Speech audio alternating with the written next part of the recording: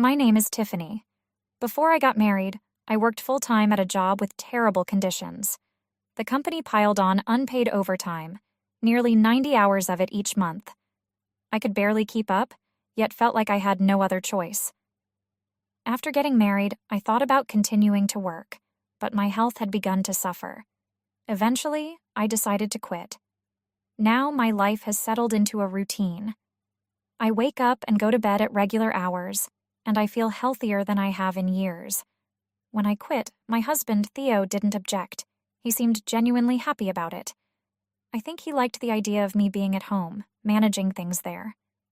Every evening, he'd come back from work and say how lucky he was to have a wife who welcomed him home. Those early years of our marriage were full of little moments like that, gestures and words that reassured me I'd made the right choice in marrying him. But as time went on, those words of appreciation faded into silence. The sweet remarks became part of a daily routine, and the warmth I felt from him in those first years slowly turned cold. But I wasn't the only one feeling uneasy. As the years passed, Theo's mother, Sarah, became more demanding. She started asking about grandchildren, making it clear that she expected a baby soon. Each visit brought her inevitable question: "When will you give me a grandchild?" She always waited until Theo was out of the room to ask, so I bore the weight of her expectations alone. My father-in-law, John, a quiet and thoughtful man, never pressed the issue and would occasionally remind Sarah to respect our choices.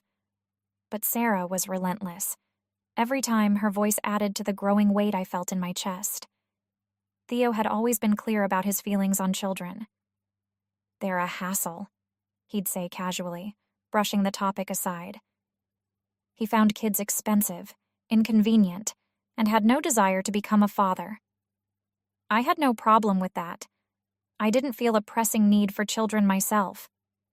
But Sarah's pressure grew harder to bear, and Theo's silence on the matter became deafening.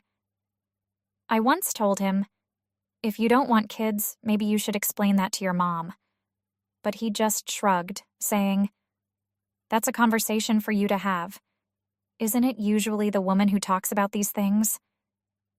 This indifference left me feeling alone, painted as the unyielding wife who refused Sarah's dreams of grandchildren. Desperate to clear things up, I told Sarah the truth one day. "It's Theo who doesn't want children." She looked at me with disbelief, replying, "Don't blame Theo for your own choice." No matter what I said, she wouldn't accept it. Theo, for his part, kept his distance, preferring to avoid the confrontation rather than standing up for me. I felt betrayed. Theo let his mother believe I was the reason for her unfulfilled hopes, while I was left to deal with her disappointment alone. It was painful to feel that Theo valued his mother's opinion more than my feelings. His actions showed me where his loyalties lay, and I couldn't shake the sadness that settled over me. I confided in my own mom, sharing my frustrations in long phone calls that provided a small sense of relief. She listened patiently, reminding me gently, "At least you don't live with them." Her words were meant to comfort me, but they were a reminder that my marriage wasn't the partnership I had once believed it to be. After months of tension, I decided I needed a break, a real escape from the strain that had become my daily life. My mom's birthday was approaching, so I planned a trip to Lake Tahoe as a surprise.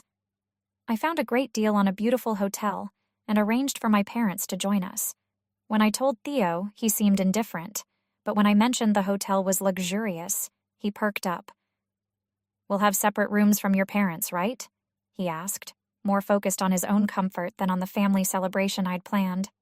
Despite his lack of enthusiasm, I hoped the trip would offer a few days of peace. When we arrived at the hotel, I felt a glimmer of excitement. But as we pulled into the parking lot, I saw my parents standing outside, accompanied by none other than Sarah and John. My heart sank as Theo rushed from the car to greet them. It was clear he'd invited his parents without telling me.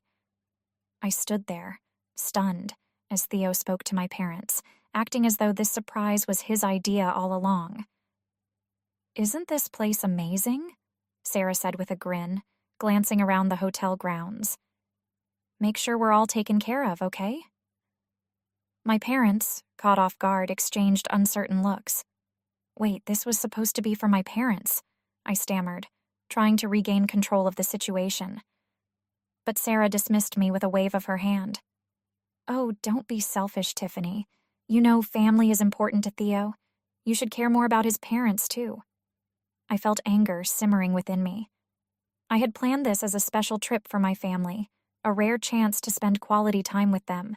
But Theo had invited his parents, without even thinking to ask me, turning my family's celebration into another extension of his mother's whims. I watched as he stood by, saying nothing as his mother took over, her voice dominating the quiet afternoon. Suddenly, the hotel manager approached, sensing tension. Without missing a beat, Sarah launched into a demand that my parents give up their reservation for her and John. They can stay somewhere else, she suggested flippantly. But the manager, to my relief, stood firm, explaining that the reservation couldn't be transferred. Sarah's face twisted in frustration, and she turned to me, sneering, "You're so selfish, Tiffany. You're lucky we even let you be part of this family." In that moment, I realized how deeply my marriage had scarred me. I was done letting Theo's mother and her expectations run my life. I looked at Theo, who stood silently by, as if watching from the sidelines, and I knew what I had to do. I took a deep breath and spoke words I'd held back for years. "Let's get a divorce." My voice was steady, surprising even me. Theo looked at me in shock, and Sarah gasped, a flash of anger crossing her face. But I felt calm, liberated. I'd had enough of a life where I was expected to compromise everything. I was ready to move on. With my family's support, I moved out shortly after, settling into a small apartment of my own. For the first time in years, I was free from the weight of Sarah's demands and Theo's indifference. My days became my own, filled with work, hobbies, and moments of quiet happiness I hadn't felt in a long time. The scars of my marriage began to fade, replaced by a new sense of strength and independence. Meanwhile, Theo's life unraveled. Without me, his home grew chaotic, and Sarah was left scrambling to maintain the order I had once provided.